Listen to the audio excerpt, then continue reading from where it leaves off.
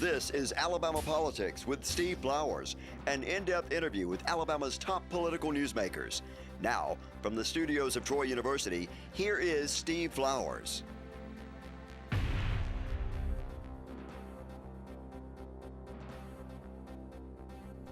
I'm Steve Flowers, and welcome to Alabama Politics. Folks, we're fortunate tonight to have one of my best friends in Alabama politics. I've known this gentleman for a long time, Mr. Corky Hawthorne from here in Montgomery, Alabama. All you folks in Montgomery probably know old Corky. He's been around about as long as I have, and he's a practicing lawyer here, been here all of his life. He's a native Montgomeryan. Old Corky maybe going to run for the state senate seat 25 that old Dick Brubaker's in. You know, we have Brubaker on all the time, and we'll have Corky on if he goes in that senate seat. We have Clyde Chambliss from Prattville comes in here, and we have a viewing audience throughout South Alabama, but our biggest audience is in the river region. Corky, it's good to have you on the show. Well, it's my pleasure, Steve. It's truly an honor. Steve and I go way back. I worked down in the legislature back in the day for Jimmy Clark when he ran the Senate.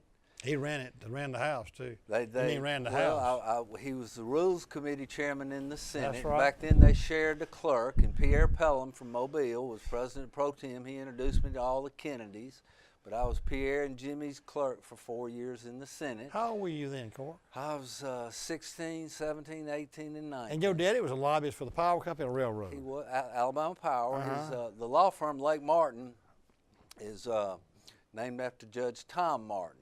And Tom founded the law firm Martin, Balch, Bingham, Hawthorne, Williams, and Ward. And now it's just Balch and Bingham. It's one of the prominent firm here in Alabama. Right. They do first-rate work. Do all the power companies work? That's right. And then Always have.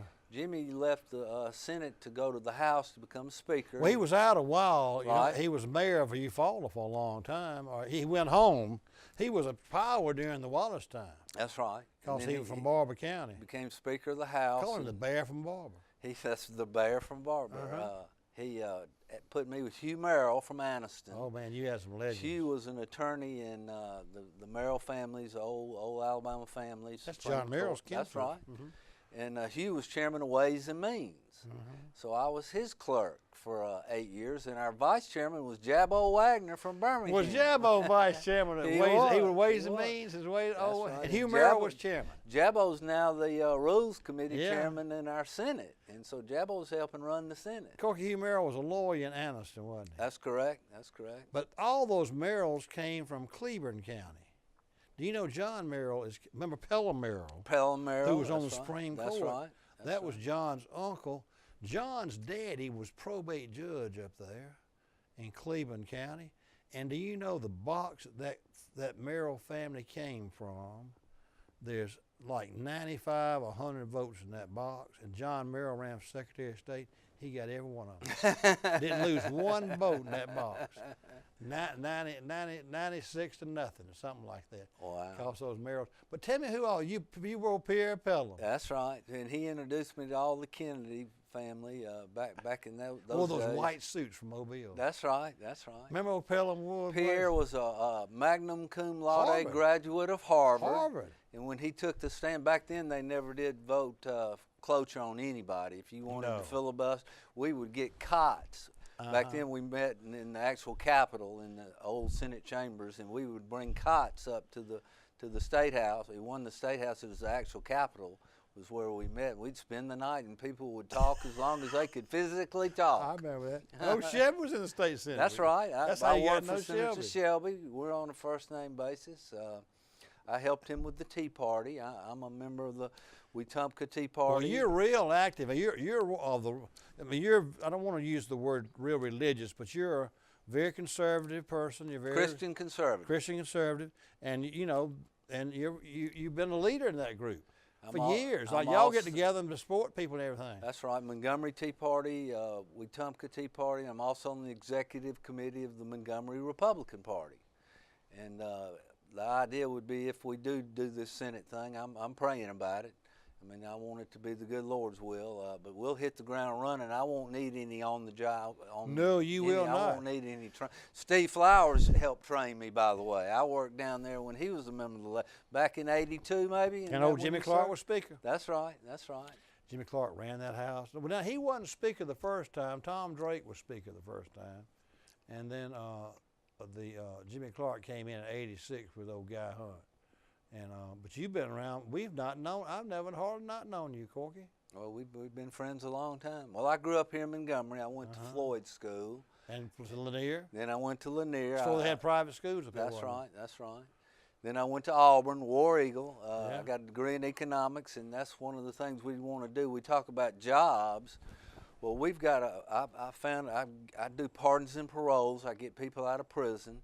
And it's the hardest thing in the world to get somebody out of prison to find them a job. Well, we've started a company called The Right Way. And we're working with Texas right now, and we're negotiating with ServPro on bringing 100 people to Florida as we speak. So we're not talking about doing jobs, we're actually doing it. We're making it happen, you know. People who really need the work, and these are really gifted people if we can get them focused on what they can do well. Corky, everybody in your family's a lawyer, aren't they? Well, your brother's a lawyer? My brother Frank's a lawyer. His son, Frank Howard, I mean, let's talk about that now. Let's see, you and your brother, there's two of y'all? That's right. Your real name is Raymond. That's correct. You know, I didn't know that not long ago. Nobody knows Raymond. Corky's my alias. You know, Matt MacArthur, who is head of the State Employees Association, he likes you, by the way. He's a good friend. He's my lifetime friend. Matter of fact, he grew up in Ashford, and my uncle, Maurice Miller, and his granddaddy were best friends. And I've never not known Mac. And Mac was sitting here on my show one day. He says, Tree, I was 30 years old before your name. I didn't know your name wasn't Tree. You know, he said, I just knew Tree Flowers. Well, he was real close with my daddy. Yeah. Daddy wrote the ethics commission, the first ethics bill. And he was the first ethics commission chairman, and Daddy was real close with Mac.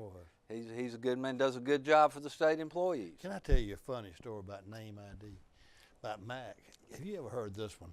Mac was ahead of the ethics commission, and he was going to run for attorney general. Right. Remember that? I do.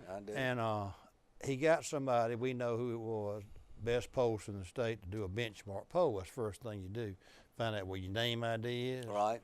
As you know, people who serve in the legislature, they ain't got no name ID. Right. I mean, Seth Hammett was Speaker of the House and was going to run for governor and had a benchmark poll. He had 3% name identification. He decided he wouldn't run against Lucy Bax that year. Well, old Mac, John Teague was the same thing. He was President Pro Tem of the Senate, did a statewide poll, had 3% name identification. Well, old Mac had gotten some good publicity as chairman of the Ethics Commission, put people in jail and gotten some good publicity in the Birmingham News and everything. So he figured he was getting real well known, so he was going to run for attorney general. And so he got the benchmark poll. And what did that show? Pollster called him up, said, Mac, come on over here. I got some good news for you. Mac sat down, anxious, still waiting. He says, Mac, you got 6% identification. That's good. And Mac just sat there with his mouth open. He said, well, the only thing good I know about is I can run through Winn-Dixie butt naked. Nobody know who I am. Well, I'll be curious of how Corky polls. Well, you poll good in your county. I mean, you born and raised here. Absolutely. Hell, you know everybody. You know, you'll know everybody here. Well, it's like you were talking about. My brother's an attorney. Daddy was an attorney. You're both your sons. Both my son. Ray is head of the school board at Pike Road. That's all Pike Road's in that district. That's right. And his wife, Allie, she's the partner with Beasley Allen, Jerry Beasley's firm. That's your sister, your daughter? Daughter-in-law. And she just gave us our second grandson, Barnes Hawthorne. He's 20 days old today. And then they have another one who's 19 months old, Jack Hawthorne. What are they going to call you? Huh? What you going to get them to call you? Pawpaw. You already picked it out? Absolutely. Well, let me tell you something. You'll think you picked a name out, and they'll give you what name they want to give you. That's right. You know what my granddaughter calls me? Geese. Not Tree? No, I think they were going to call me Grand Tree or something. And I said, Jenny, what is she calling me? She said, Daddy, she calls you Geese. Have you ever heard a grandfather call Geese before? Never heard that one. Well, I'm Geese. Okay, Geese. All right. My other son, Charlie, works for Darrell Bailey. Daryl's our district attorney, and Daryl does a great job, and Charlie's an assistant prosecutor. He locks them up, and I get them out. Corky, now tell me this. Tell me where that district is. All right, it starts in Hopewell, Pentlall, and Snowden, and that's where our family farm is, out in Snowden. And I grew up, for all my alpha friends, milking cows out in Snowden. I bush hogged, baled hay, grew up on a farm out in Snowden. Well, now, Corky, let's don't overdo it. You grew up here in Montgomery. I grew up here in Montgomery, went to Floyd School, but we'd spend the summer. But you're not a silk stocking Montgomery Country Club. No, I'm not a member. Even though you named Corky. That's right. That sounds like some kind of preppy name, you know it. Charlie's wife is an attorney with the Pardons and Parole Board, and I do a lot of pardons and parole cases, getting people out of prison. Corky, you're honest as days long. Well, I appreciate that. That's what's important. That's something about people running for office. Now, we need people that ain't going to break the law, you know?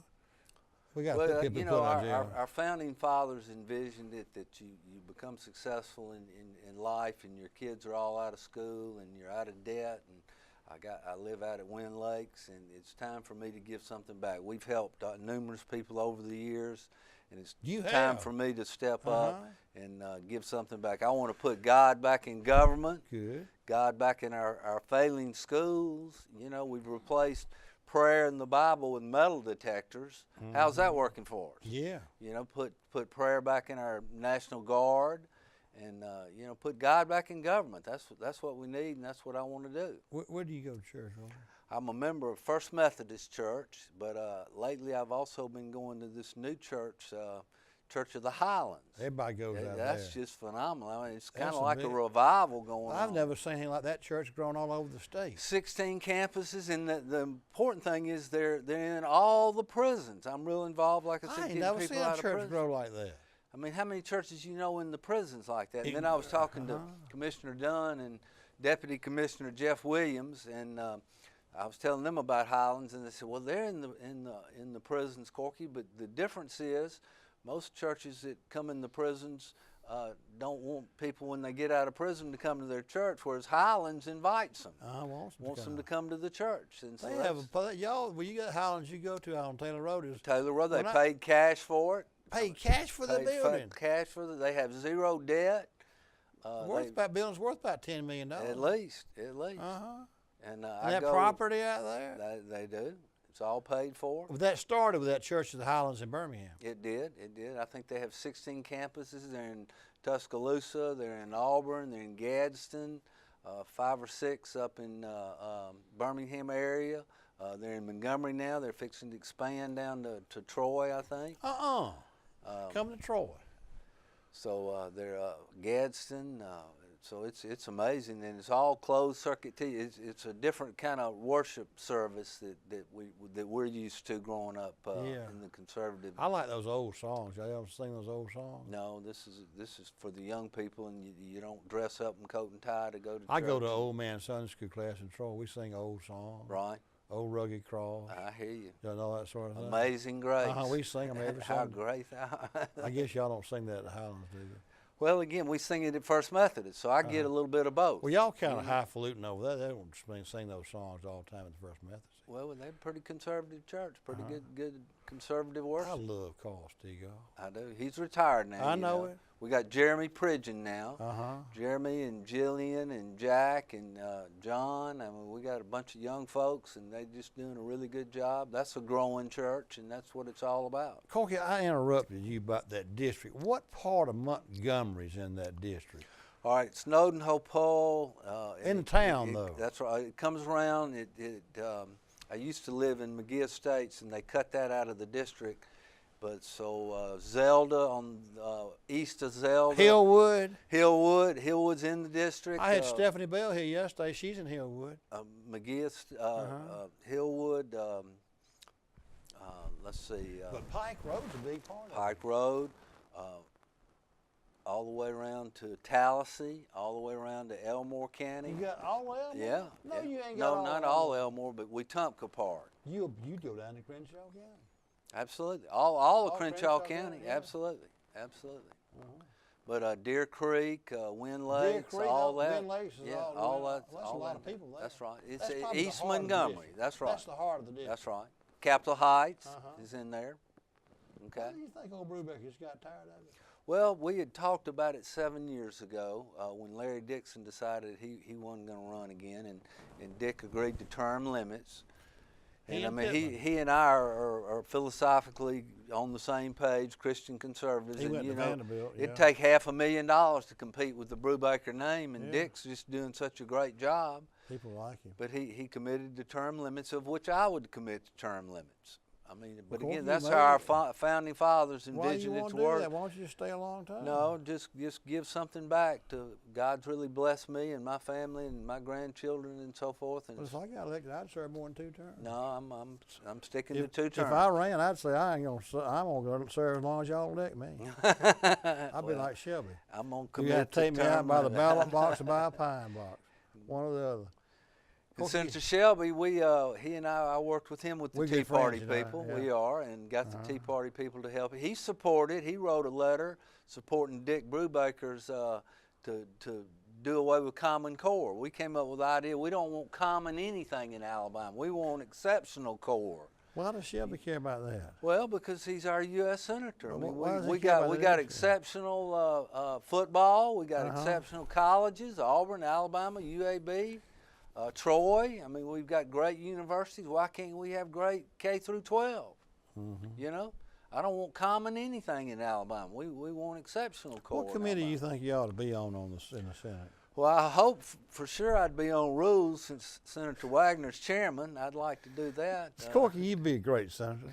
I appreciate that. Montgomery have a good senator because you grew up knowing this stuff. But Steve, you are one of the ones who taught me, and you got this great TV show. You know people, and people would like you in there. You'd make friends automatically. You know half of them anyway. Well, hopefully you'd be a good senator, we'd Montgomery. Get some things done. You'd be a good senator, Montgomery. I'll hit the ground running, Steve. I'm going to tell a story on what the last great senator Montgomery had. Brubaker was good, but he didn't stay a long time. You remember old Joe Goodman? I'm going to tell a story about that after you Well, finish. it may be the same one. Okay. You know, Joe had a penchant for alcohol. Yeah. You know, and your buddy Pierre Pelham, you know, they would disappear at 5 o'clock. I know. You know. And so, we were pages. You remember? Remember Miss Mitty who sat there in the hall? Miss Mitty who sat there in the car. And Joe drove up on the Capitol steps. Yeah, that's it. But let me tell you what. I was his page. I thought my maybe first you were. job. I thought maybe you were. Oh, Wallace was governor, and you were maybe paging down there. Joe Goodman was a brilliant son. Oh, absolutely. He was very effective. He was chairman of the Rules Committee, but he went to Sahara, you know, every afternoon about 5 and took libations out there and. Probably met Daddy for a cocktail. Probably, I think so. And so one day, Miss Mitty, you know, she knew where everybody was. Yeah. Remember Miss Mitty? Everybody knows Miss Mitty. She sat there, and I'd got to know Miss Mitty from being a page in the House. And Governor Brewer brought me over to the Senate to be head of the pages in the Senate when he became lieutenant governor. And a bill came down that Wallace was interested in, and Brewer, of course, was a Wallace man. They were going to try to pass it. This is how this stage set. You remember the scene. Well, Governor Brewer and them were trying to debate whether to break for 5 o'clock because some of them ain't coming back. Pierre wasn't coming back. And we knew Joe went out to Sahara. And there was this old undertaker from up at Sand Mountain who drank moonshine whiskey out of his desk all afternoon. And by 4 o'clock, he was gone. He didn't hurt anybody, but he went back to his hotel room at the Exchange and went to bed. We couldn't get him out of his room. So we knew 3 were going to be missing, you know, and they ain't about 20 votes. So finally, I knew we'd lost Pierre, and then they broke, and I says, Governor Brewer, we need to get Senator Goodwin back. I think we need to, but we can get him back, but you may want to send the Capitol Police to go get him. Well, somehow Governor Brewer called out the Sahara and told Joe, the guy who ran the Sahara, says, send Senator Goodwin back down here. We need him real bad for a vote. And he got in his old Buick, and he hit 3 cars between the Sahara and the Capitol. And then he drove that car up the Capitol steps. And I had seen Miss Mitty earlier in the day, and I told her something about Wallace, and I thought she worked for Wallace. And she says, she called him a little sawed-off SOB. And that told me she didn't like Wallace. And then I went out there. I was looking for Senator Goodwin after he had driven his car up the Capitol steps. The transmission was on the first step. He almost made it Jefferson Davis' Star. He made the front page on that every one. paper in the state had Joe in his car on the Capitol steps. He had a Mark III Lincoln. Lincoln Continental. Remember that? He almost made it Jefferson Davis' Star.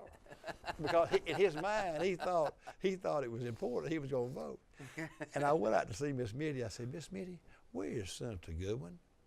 And Miss Mitty, she liked him. You know what she said? She said, somebody parked in his parking place. He had to park on the Capitol steps. Took up for him. Well, let me share with you. Back when Lurleen was governor, she wanted to expand Auburn and Alabama. Yeah. And the Alabama people wanted Huntsville. And the Auburn people decided they wanted AUM, hit Goodwin Hall. But listen to the story.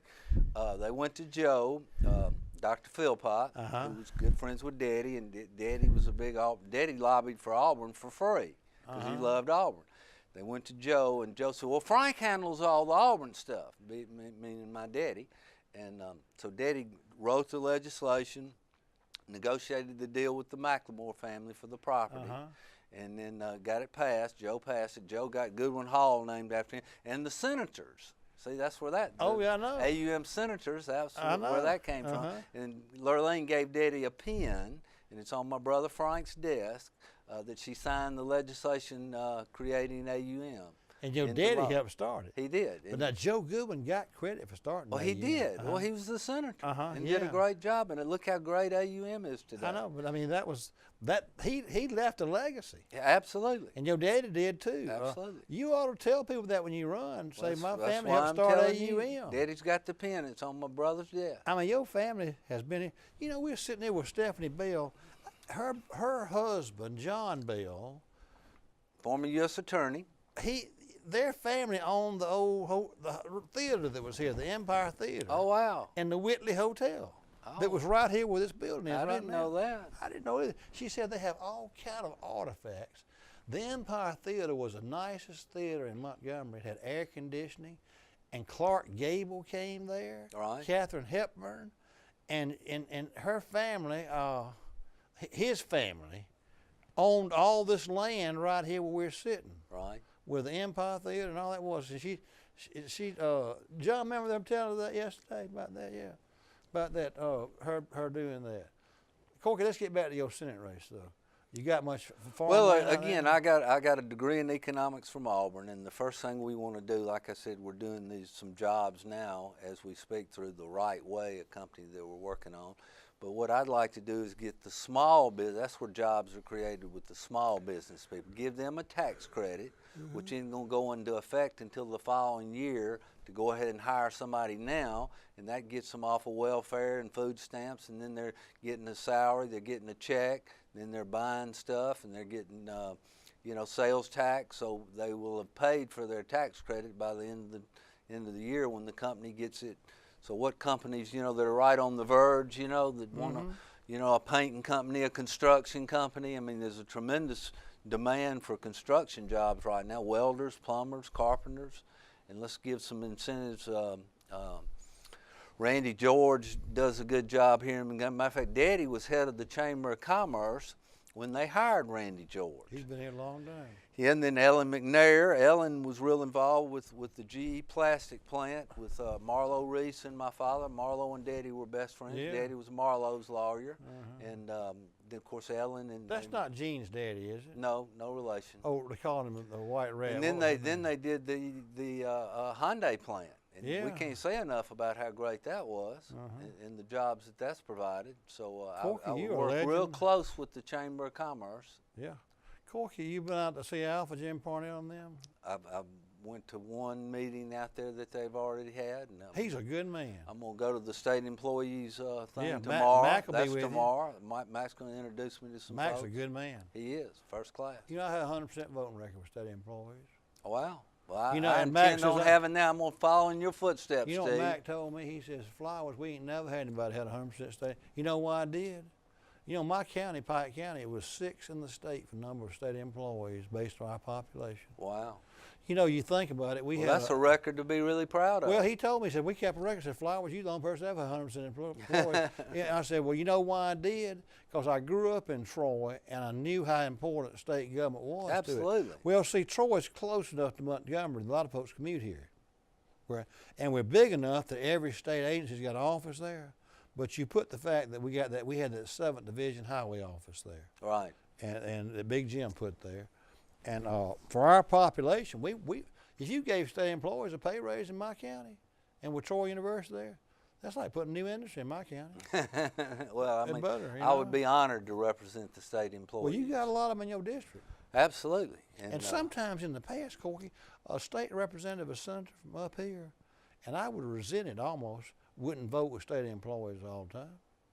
Well, you know, some of them I'm not thinking about. I plan on being 100% for the state employees. Because you got a lot of them in your district. And that's who I want to represent. And being a former state employee, 13 years working in the legislature, I mean, I understand that program. Yeah. Corky, you'd be a good state senator. I grew up with the YMCA, you know, and we want to put God back. YMCA, Young Men's Christian. Let's focus on the Christian part. I'm a member of the Camp Chandler board of directors. I'm on the Save a Life board, you know, I do that. The STEP board with our school system, strategies to elevate people, and that's been real effective where churches adopt schools. But my favorite is the Salvation Army.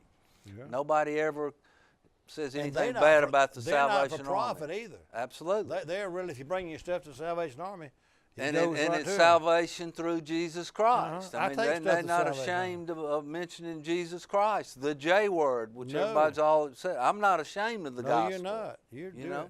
And Corky, you look good too. You trim and everything. You got no gray hair. I'm healthy by the grace of God. 60 years old, good looking boy. 61. 60, handsome young man. Get it on the record, right? Corky's a handsome young man. Y'all vote for Corky for the state senate. Y'all, you people, especially you state employees and alpha people. Corky will be a good state senator for this area. Our time's up, but our guest tonight's been the Honorable Corky Hawthorne, top lawyer here, good friend of mine, running for the state senate. And we thank you viewers for watching. Hope you'll tune in again next week for Alabama Politics. Thank you, Corky. Awesome.